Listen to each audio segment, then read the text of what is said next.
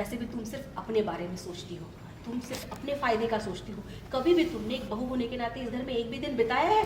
मुझे तो लगता है तुम दोनों ने यहाँ से चले जाना चाहिए। हाँ माँ, आप तो ऐसा कहेंगी? रास्ते से आई एक लड़की के लिए आप अपने बेटे को घर से भगा देंगी, अपनी बहू को कहेंगी कि घर छोड़ के चली जाओ, ऐसा कहेंगी आप?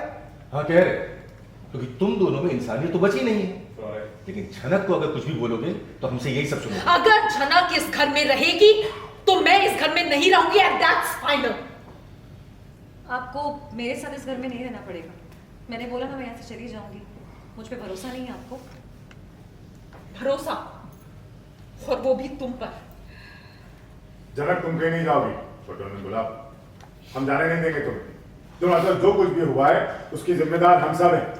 अगर आप लोगों को जनक की जिम्मेदारी नहीं लेनी है तो मैं लूंगा। कुछ दिनों में मीनू भी यहाँ आ जाएगी, तुम कहीं नहीं जाओगी जनक, यही रहोगी हमारे साथ। अच्छा छोटू, अर्शी, मैंने ये कहा कि मैं झनक का खर्चा उठा सकता हूं और ये मेरे लिए फक्र की बात होगी। अमेजिंग। कुछ दिनों में मैं तुम्हारे बच्चे को जन्म देने वाली हूँ, मां बनने वाली हूँ, और इस तरह से अपने ही घर में अपनों से मुझे मेंटल टॉर्चर सहना पड़ रहा है। अर्शी, मैंने तुम्हारी हर बात मानी है। तुम्हारे लिए झनक से मुंह मोड़ के वापस आ गया था मैं, तुम्हारे लिए और इस बच्चे के लिए। मुझे लगा भगवान इसका ख्याल रखेंगे, ये खुद अपना ख्याल रखेगी, लेकिन शायद ऐसा हो नहीं पाया।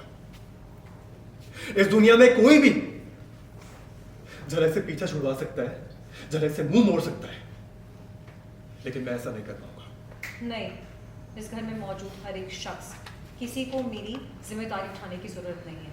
मेरी खुद की सोच है, मैं खुद में सक्षम हूँ। जानता हूं मैं झनक, सब पता है मुझे, लेकिन मैं जो फील कर रहा हूं ना, मैं बस वही कह रहा हूं।